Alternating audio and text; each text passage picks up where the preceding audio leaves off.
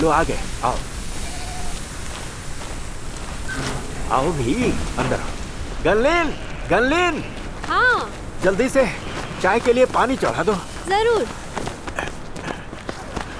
Hello Mrs Lee. नमस्ते। नमस्ते Mrs ली। बैठिए। आओ बैठो। यहाँ आओ, आओ आओ। ठीक है, तुम्हें कुछ तो हासिल हुआ है ना? अच्छा हुआ जो अब मैं सब समझ गया। हाँ हासिल हुआ है। भाइयों, मैं महाविनाशों के बारे में थोड़ा बहुत समझा हूं। वे प्राकृतिक आपदाओं से अलग होते हैं। वे मानव जाति की नियति और भविष्य से जुड़े हैं। सही है।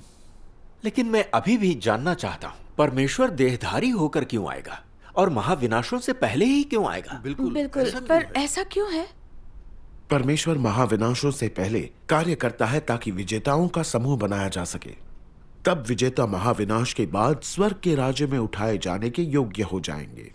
सही है। हमने इतने सालों से प्रभु में विश्वास रखा है, उसके लिए धैर्य रखा, कष्ट सहे, खुद को खपाया और क्रूस उठाया, प्रभु के मार्ग का अनुसरण किया। क्या हम स्वर्ग के राज्य में उठाए जाने के योग्य नहीं हैं? हाँ, हमने बहुत कष्ट झेले हैं और हर दिन सतर्कता से प्रतीक्षा की है। हम सभी तैयार हैं। क्या इतना सब काफी नहीं है? हाँ, क्या इतना सब काफी नहीं है? राज्य का युग आने से पहले, यानी परमेश्वर के महान श्वेत सिंहासन का न्याय शुरू करने से पहले, सारी चीजें जो हमने प्रभु में अपने विश्वास के लिए की वो काफी थी। लेकिन परमेश्वर जैसे विजेता बनाना चाहता है, उनकी तुलना में ये काफी नहीं है। उससे काफी कम है। तो फिर हमें और क्या करना होगा? थोड़ी तसल्ली रखिए। चलिए बाइबल पढ़ते हैं। ठीक है। मत्ती अध्याय 5 में 8 आशीर्वचनों का उल्लेख है। भाई ली, पहला तुम पढ़ोगे? ठीक है। धन्य हैं वे जो मन के दीन हैं, क्योंकि स्वर्ग का राज्य उन्हीं का है। आमीन। आमीन। ये आशीर्वचन मनुष्य के लिए परमेश्वर के वादे हैं और मनुष्य से उसकी अपेक्षाएं हैं। पहले में परमेश्वर चाहता है लोग आत्मा में दीन हो, केवल वही स्वर्ग के राज्य में प्रवेश कर सकते हैं। हाँ भाई ली, तुम्हें लगता है लोगों के लिए आत्मा में दीन होना आसान है? हाँ तो तुमने ये हासिल कर लिया? हाँ, तुम्हें बस विनम्र बनना और अहंकार नहीं करना है। हाँ, क्या बाहर से विनम्र होने का अर्थ है कि तुम अंदर से भी विनम्र हो? तुम अहंकारी नहीं हो? जब तुमने कुछ हासिल नहीं किया, कोई योगदान नहीं दिया, जब तुम एक साधारण विश्वासी हो, जब तुम्हें लगे कि तुम स्वर्ग के राज्य में जाने योग्य नहीं, तो तुम विनम्र रह सकते हो और अहंकारी नहीं बनते। लेकिन जब तुम दूसरों से बेहतर और अधिक कार्य करते हो और दूसरों की तुलना में बेहतर प्रतिष्ठा और रुतबा रखते हो, तो क्या तब भी तुम विनम्र रहोगे? क्या तुम अहंकार से मुक्त होगे? उस समय तुम खुद को संयमित नहीं कर पाओगे। तुम्हारे लिए विनम्र बने रहना मुश्किल होगा और तुम्हारे लिए अहंकार से मुक्त होना और असंभव हो जाएगा। तुम्हारे मन में केवल अहंकारपूर्ण विचार ही आएंगे, जैसे मैं ही बेहतर हूं, मैं दूसरों से श्रेष्ठ हूं, मैं कोई असाधारण व्यक्ति नहीं हूं, बाकी लोग मेरी अगुवाई के बिना कार्य नहीं कर सकते, मेरा रुतबा और पुरस्कार दूसरों से बड़ा है। सही है। आत्मा में दीन और विनम्र होने के लिए तुम्हें खुद पर संयम रखना होगा, भोगासक्त बनने से बचना होगा। अगर तुम में अहंकार आए तो उसे प्रकट नहीं करना चाहिए, उसे नियंत्रित करना चाहिए और तुम्हें मन ही मन प्रभु से प्रार्थना करनी चाहिए कि वो तुम्हें अनुशासित करे। इससे काम चल जाएगा हम ना? इसी तरह अभ्यास करते हैं। सुनो, क्या ये दिखावा नहीं है? ये धोखेबाजी करना है। तुम्हारी आत्मा की दीनता और विनम्रता तो केवल बाहरी चीजें हैं। तुम्हारा अहंकार और दम भी वास्तविक है। तुम अहंकारी या आत्मसंतुष्ट नहीं होना चाहते, लेकिन खुद को रोक भी नहीं पाते। सही है, तुम इसमें कुछ नहीं कर पाते है ना? तुम दिखावा करते हो और खुद को बड़ा भी बताते हो। प्रभु से प्राप्त सभी अनुग्रहों को गिनने की आड़ में तुम अक्सर अपने योगदान, योग्यता, कौशल और खूबियों का बखान करते हो। भले ही अंदर से खुद को संयमित करने की पूरी कोशिश करते हो। मुझे प्रभु की महिमा नहीं चुरानी चाहिए, मुझे प्रभु की महिमा नहीं चुरानी चाहिए सोचते हो, फिर भी तुम रुक नहीं पाते और डींगे मारते हो और अपनी तुलना पौलुस से करते हो। जब तुम पौलुस का कहा पढ़ते हो, मैं अच्छी कुश्ती लड़ चुका हूं, मैंने अपनी दौड़ पूरी कर ली है, मैंने विश्वास की रखवाली की है, भविष्य में मेरे लिए धर्म का वो मुकुट रखा हुआ है। तो आत्मविश्वास से भरे महसूस करते हो और खुद को विजेता मानने लगते हो, मानो तुमने पहले ही मुकुट पहन लिया हो। मैं अभी भी इन चीजों का अनुभव करता हूं। पापा, पापा इधर आइए। पापा, यहाँ भाई बहन आए हुए हैं ना? भाई बहन। पानी अभी तक उबला क्यों नहीं? हाँ, ये बस पापा, उबलने ही वाला भाई है। बहनों को हमारे यहाँ का पानी नहीं पीना चाहिए। ये काफी कड़वा और खारा है। हाँ, चाय में भी कड़वा और खारा स्वाद आएगा। क्या इन्हें कोई पेय लाकर पिला दे? मेरी उम्र हो गई है ना, ये बात तो मैं भूल ही गया। जल्दी से जाकर कुछ पेय ले आओ। पापा, बोलो। पैसे चाहिए। ओह,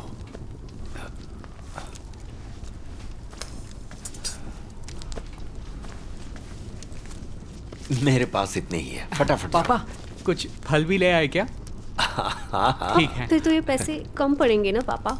अपनी माँ से कुछ पैसे मांग लो। पापा, आपको पता तो है माँ कैसी है। अच्छा छोड़ो, चिंता मत करो, कोई रास्ता निकालेंगे। चलो चलते हैं, चलो। ठीक है, हम जाते हैं पापा। ध्यान से। सर्वशक्तिमान परमेश्वर के बताए सिद्धांत से अभ्यास करने से मेरा मन धीरे धीरे स्वच्छ और पवित्र हो गया। और मैं अक्सर परमेश्वर के सामने खुद को शांत कर पाता हूँ। पहले की तुलना में दूसरों के खिलाफ ईर्ष्या करने की मेरी मनोदशा अब उतनी गंभीर और निरंतर नहीं है। बहुत अच्छी बात है। अगर मेरे अंदर ऐसी मनोदशा दोबारा उभरती भी है तो मैं उससे परेशान नहीं होता। क्या बात है। मैं भी ऐसा कर पाती। परमेश्वर का धन्यवाद। जैसा प्रभु यीशु ने वादा किया था, धन्य है वे जिनके मन शुद्ध हैं, क्योंकि वे परमेश्वर को देखेंगे। तुम अपने आप से काफी इसके अलावा खुश नजर आ परमेश्वर रहे में हो। तुम जैसा आदमी परमेश्वर को देखने जा रहा है। इसके अलावा परमेश्वर के तुम्हें ये मौजूद नहीं मालूम भाई शू, लेकिन जब हम साथ मिलकर प्रचार करते थे तो वो बोलने की भी हिम्मत नहीं कर पाता था, खासकर जब वहां बहुत सारे लोग होते थे। हाँ। वह मुंह खोलते ही घबरा जाता था। अरे जीशिन, उसे बताओ ना, क्या तुम पहले ऐसे नहीं थे? हाँ, क्या तुम भूल गए? भाई ली, देखकर कैसा लगता है कि बाकी लोग तुमसे बेहतर हैं।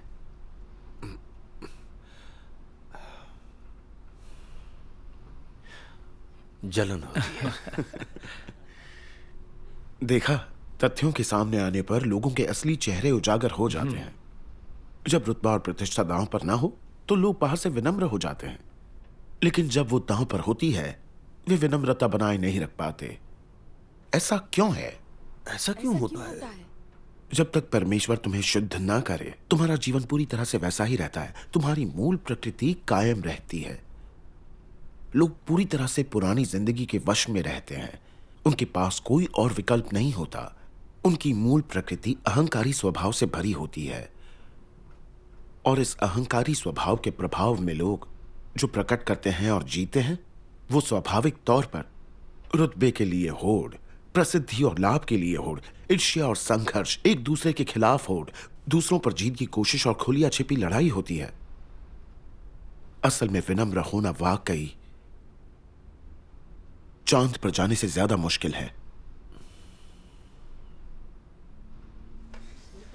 हाँ, सही कहा। ये सच है, हम वास्तव में अपनी मदद नहीं कर पाते। ये तथ्य सभी ने देखे हैं। तुम पाप पर विजय हासिल नहीं कर सकते। न सिर्फ तुम अक्सर पाप करते हो, बल्कि तुम भ्रष्ट स्वभावों के नियंत्रण में रहते हो और इसमें जकड़े हो।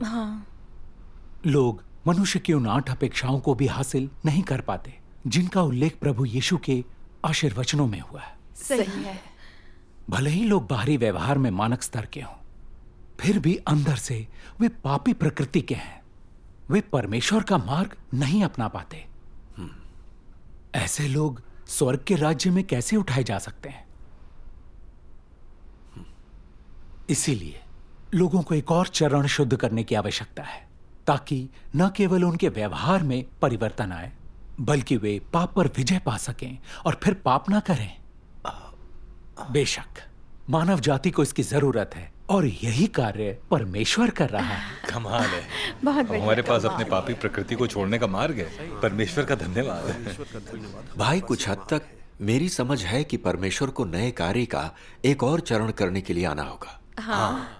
लेकिन उसे देह क्यों धारण करना होगा? अगर परमेश्वर का आत्मा कार्य करने आए तो क्या यह एक ही बात नहीं होगी? उसका आत्मा कार्य करने क्यों नहीं आता? आप बताइए ना। तुमने अभी तक इस मसले पर बात नहीं की है। बिल्कुल, इस बारे में बताओ।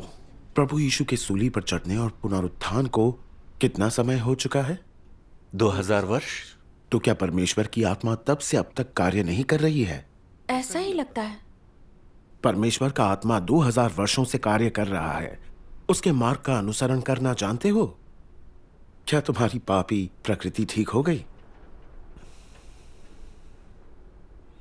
शायद ठीक नहीं हुई है।